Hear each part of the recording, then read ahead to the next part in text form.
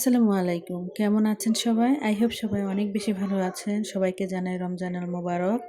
দেখতে দেখতে কিন্তু রহমতের 10টা দিন চলে গিয়ে প্রায় মাগফিরাতের প্রায় আজকে অনেকটা দিন হয়ে গিয়েছে। আসলে কোন দিক দিয়ে যে রমজান মাস আসলো, এতদিন ভেবেছি রমজান আসবে রমজান আসবে, কিন্তু দেখতে দেখতে দেখেন রহমত মাগফিরাত নাজাতের কখন যে কোন দিক দিয়ে যে চলে যাবে কেউই বলতে পারবে না। আসলে সময় এমন একটা জিনিস, কখন আসে আর কোন দিক দিয়ে যে চলে যায় কেউই বুঝতে পারে না।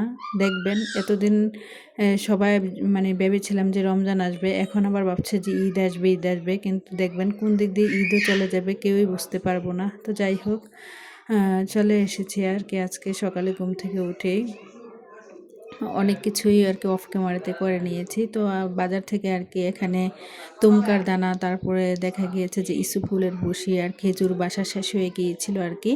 তো এগুলো আনা হয়েছে, এখন এগুলো একটু রিফিল করে নিচ্ছি। তো ভিডিওর এই পর্যায়ে এসে যে সকল প্রিয় মিষ্টি আপুরা প্রতিনিয়ত আমার ভিডিওগুলো দেখেন কিন্তু লাইক দিতে ভুলে যান, তো সে সকল আপুদের উদ্দেশ্যে বলি প্লিজ একটা লাইক দিয়ে দেবেন, কারণ আপনাদের একটা লাইক আমার কাছে অনেক বেশি মূল্যবান। আপনার মতো আরও অনেকের কাছে আমার এই ভিডিওটাকে পৌঁছে দিতে অনেক বেশি সাহায্য করবে। ইদানিং কেন জানি আপুরা ভিডিওতে লাইক দিচ্ছেন না, যার কারণে দেখা গিয়েছে ভিডিওতে পরিমাণ মতো ভিউজও হচ্ছে না। এত কষ্ট করে একটা ভিডিও বানানোর পর যদি ভিডিওতে ভিউজ না হয় অনেক বেশি কষ্ট লাগে। মন চাই ইউটিউবিং ছেড়ে দেই, আবার মনে হয় যে এত কষ্ট করে একটু একটু করে তিল তিল করে গড়া আমার এই 1.5 বছরের সাধনা কিভাবে ছেড়ে যাব। অনেক বেশি মায়াও লাগে। এখানে আসার পর বুঝতে পেরেছি আপুদের প্রতি এমন একটা মায়া জন্মিয়ে গিয়েছে বা এই চ্যানেলের প্রতি, যার কারণে আর কি ছেড়ে যেতে পারছি না। তো যাই হোক, এদিক দিয়ে কিন্তু অফ ক্যামেরাতেই আজকে আর কি পুরো বাসাটাকে গুছিয়ে নিয়েছি। তো এখানে চলে এসেছে আর কি, যে সেহরি খাওয়ার পর যে প্লেট বাটিগুলো থাকে সেগুলো আর কি আজকে আর আমি ধুয়ে রাখিনি, কারণ ফজর নামাজ পড়ে একটু কোরআন তিলাওয়াত করে তারপর ঘুমিয়ে পড়েছিলাম। তো এখানে আর কি প্লেট বাটিগুলো ধুয়ে পরিষ্কার করে নেব। তা আজকে যারা আমার চ্যানেলে নতুন জয়েন হয়েছেন, আমার ভিডিওর কোনো অংশ যদি আপনাদের এতটুকু ভালো লেগে থাকে তাহলে প্লিজ চ্যানেলটি সাবস্ক্রাইব করে পাশেই থেকে যাবেন। পাশে থাকা বেল বাটনের অল অপশনটি প্রেস করে দেবেন, যাতে করে আমি কোনো নতুন ভিডিও ছাড়ার সাথে সাথে আপনাদের কাছে নোটিফিকেশন চলে যায়। তো যাই হোক, আজকের ভিডিও টাইটেল এবং থাম্বনেল দেখে হয়তো বুঝতে পেরেছেন মধ্যবিত্ত পরিবারে অল্প বাজেটে অল্প খরচে কিভাবে এই প্রতিবেশীদের জন্য ইফতারের আয়োজন করবে, তাই আর কি আজকে আপনাদের মাঝে শেয়ার করব। আর আমার হয়তো আগের ভিডিওতে আমি বলেছিলাম আর কি আমি আমার প্রতিবেশীদের জন্য আজকে আর কি ইফতারের আয়োজন করব। যদিও ভিডিওটা আরও 2 দিন আগে করা হয়েছিল, কিন্তু আমি যেহেতু একদিন পরে পরে ভিডিও দিই, যার কারণে দিতে অনেকটাই লেট হয়ে গিয়েছে আর কি। আসলে আমরা যেহেতু মধ্যবিত্ত, চাইলেও কিন্তু আসলে অনেক কিছু করতে পারি না। আর কারণ স্বাদ আছে সাধ্য নেই, স্বাদ থাকলেও কিন্তু সাধ্য থাকতে হয় যে কোনো কিছু করার জন্য। তো আমি মনে করি কি আমরা যেহেতু মধ্যবিত্ত, সবসময় চেষ্টা করি অল্প বাজেট বা অল্প খরচে সব কিছু ম্যানেজ করার জন্য। তো আজকের ভিডিও টাইটেল যেহেতু অল্প বাজেটে আমাকে ইফতারের আয়োজন করতে হবে, তো কিভাবে আসলে আপনারা অল্প বাজেটে ইফতারের আয়োজন করবেন সেগুলো আর কি আজকে আপনাদের মাঝে শেয়ার করছি। আসলে আমি মনে করি কি আপনি কয়জন মানুষকে ইফতারি দিবেন বা কি কি দিবেন সেগুলোর একটা নির্দিষ্ট লিস্ট তৈরি করবেন সব সময়, তাহলে দেখবেন যে আপনার কাছে কিন্তু হিসেবটা অনেক বেশি সহজ হয়ে যাবে।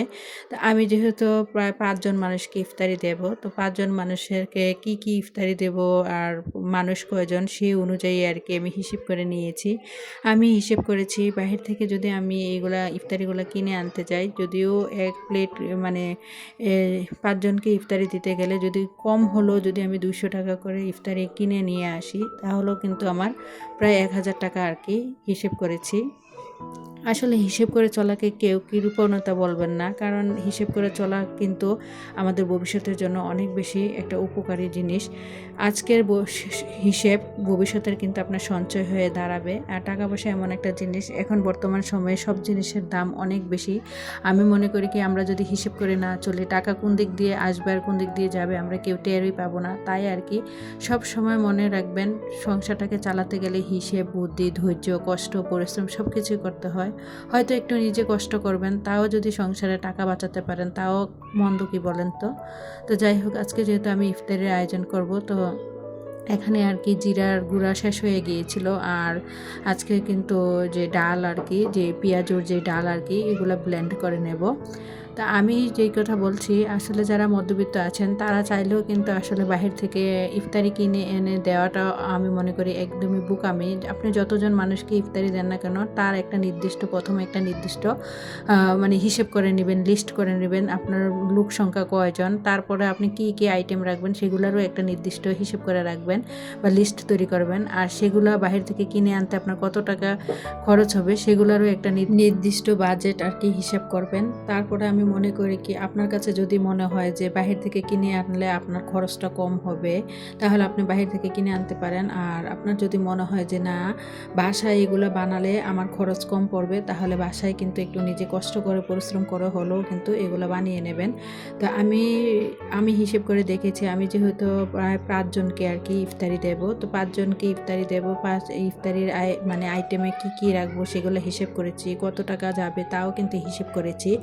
যেমন ধরেন, আমি যদি 5 জন মানুষকে 200 টাকা, কম হলেও কিন্তু এগুলো কিনে আনতে, মানে ধরেন ছোলা বুট, পেঁয়াজু, আলুর চপ, বেগুনি, তারপর ডিম চপ, খেজুর, তারপরে ফল, তারপরে দেখা গিয়েছে যে এই যে জিলাপি, এগুলো যদি আপনি আসলে মানে ইফতারির আইটেমে রাখেন, এগুলা কিনে আনতে গেলে কিন্তু আপনার বাহির থেকে অনেকগুলো টাকা চলে যাবে। তো আমি মনে করি কি, বাসায় যদি একটু কষ্ট করে, বুদ্ধি করে, একটু পরিশ্রম করে আপনি ধৈর্য নিয়ে এগুলা বানিয়ে ফেলেন, তাহলে কিন্তু বাহির থেকে কিনে আনতে গেলে যেই টাকাটা খরচ হতো ওই টাকাটা কিন্তু খরচ হতো না। তো আমি কিন্তু আজকে ইফতারের আয়োজনে রেখেছি এই যে ডিম চপ, আলুর চপ, মানে বেগুনি, তারপরে দেখা গিয়েছে পেঁয়াজু, ছোলা বুট, তারপরে ফল দেব, আর দেখা গিয়েছে জিলাপি ছিল আর কি। তো এইগুলাই দেব। আসলে আমি যেহেতু মধ্যবিত্ত, আমি আমার সাধ্য অনুযায়ী আমি যতটুকু পেরেছি এতটুকুর মধ্যেই আর কি আমার ইফতারের আয়োজনটা করব। আর আমি যেহেতু মধ্যবিত্ত, আমি হিসেব করেছি কিভাবে অল্প বাজেটে অল্প খরচে আর কি মানে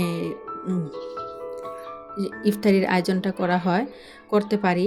তো যাই হোক, আমি হিসেব করে দেখেছি ন্যূনতম যদি 200 টাকা প্লেট করে ধরেন, তাহলেও কিন্তু দেখা গিয়েছে যে 1000 টাকা, 5 জনকে যদি আপনি ইফতারি দিতে চান তাহলেও কিন্তু আপনার 1000 টাকা খরচ হবে। তো অনেকে আবার বলবেন রমজান মাস, আবার এত কেন হিসেব অন্যকে ইফতারি দিতে গেলে। আসলে যেহেতু আমরা টাকা নিয়ে ভিডিও বানাই, তো টাকা নিয়ে ভিডিও বানাতে গেলে সব দিক হিসেব করেই কিন্তু, বিবেক বিবেচনা করেই কিন্তু আসলে একটা ভিডিওতে ভয়েস দিতে হয়।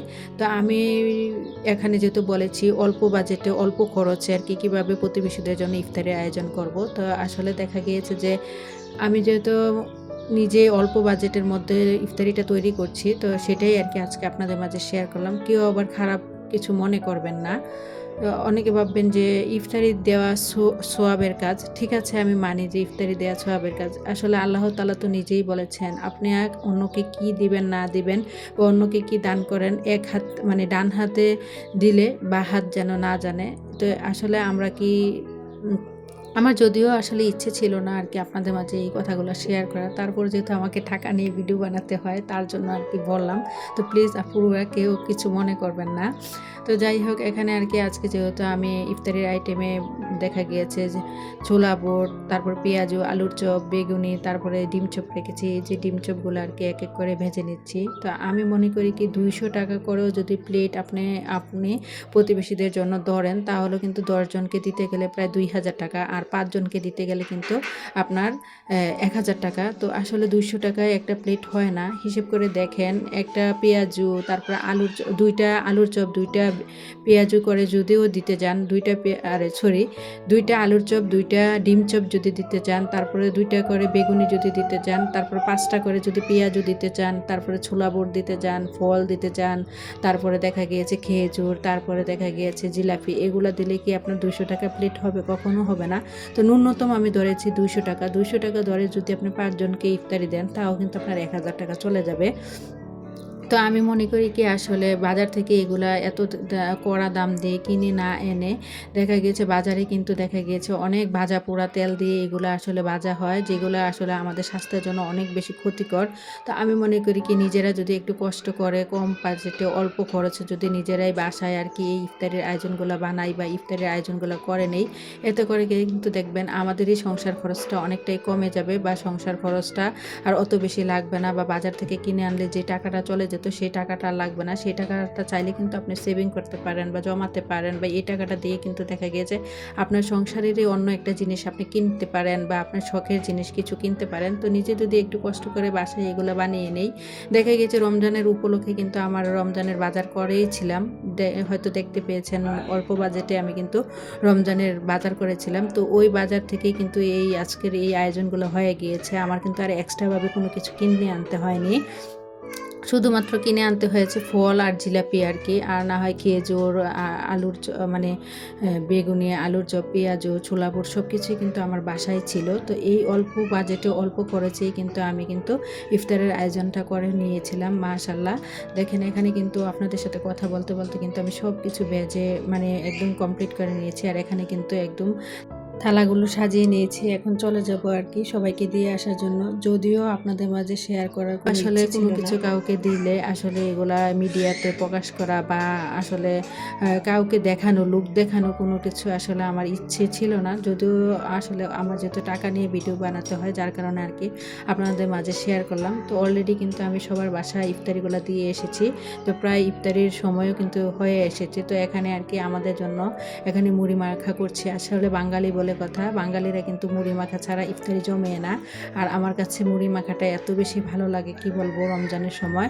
তো যাই হোক, অফ ক্যামেরাতেই কিন্তু আজকে আমাদের ইফতারিটা করে নিয়েছি, তারপরে চলে এসেছি এখানে আর কি সেহরির জন্য রান্না করার জন্য। তো যেই কথা বলছিলাম, আমরা যেহেতু মধ্যবিত্ত, অল্প আয়ে অল্প বাজেটে, আপনারা চাইলে কিন্তু নিজেরাই বাসায় আর কি ইফতারিগুলো বানিয়ে আপনাদের প্রতিবেশীদেরকে দিতে পারেন। এতে করে দেখা গিয়েছে আপনার সংসার খরচ থেকে অনেকগুলো কিন্তু টাকা বেঁচে যাবে। হয়তো আমার একটু কষ্ট হয়েছে, তাতে কি হয়েছে, আমার তো অনেকগুলো টাকা সেভ হয়েছে, তাই না? তো আপনারা চাইলে কিন্তু এভাবে বাসায় নিজেরাই ইফতারিগুলো বানিয়ে অন্যদেরকে বা মেহমানদারি করতে পারেন বা প্রতিবেশীদেরকে দিতে পারেন। এতে করে কিন্তু আপনার সংসারেরই অনেকগুলো টাকা বেঁচে যাবে। তো যাই হোক, যেখানে আর কি সেহরির জন্য আজকে রান্না করে নিচ্ছি, ব্রকলি দিয়ে, আলু দিয়ে, মাছ দিয়ে রান্না করব, আর দেখা গেছে লাল শাক ভাজা করব আর কি। তো এখানে রান্নাগুলো করে নিচ্ছি। আসলে আমরা গৃহিণীরা প্রতিনিয়ত কত কাজ করতে হয় বলেন তো। একদিক দিয়ে দেখেন সংসারের কাজকর্ম, অন্য দিক দিয়ে এতগুলো ইফতারের আয়োজন করে সবাইকে দিয়ে আসলাম, তারপরে ইফতারি করলাম, মাগরিবের নামাজ পড়লাম, তারপরে আবার চলে এসেছি সেহরি রান্না করার জন্য। আসলে গৃহিণীরা সারাদিন এত কাজ করি, তারপরেও দেখবেন অনেক সময় শুনতে হয় সারাদিন কি কি করি। এটা একটা পুরুষদের কমন ডায়লগ। তো যাই হোক, আমার পরবর্তী ভিডিও দেখার আমন্ত্রণ জানিয়ে আজকের মতো ভিডিওটা এখানেই শেষ করলাম। সবাই ভালো থাকবেন। খুদা হাফেজ। আসসালামু আলাইকুম।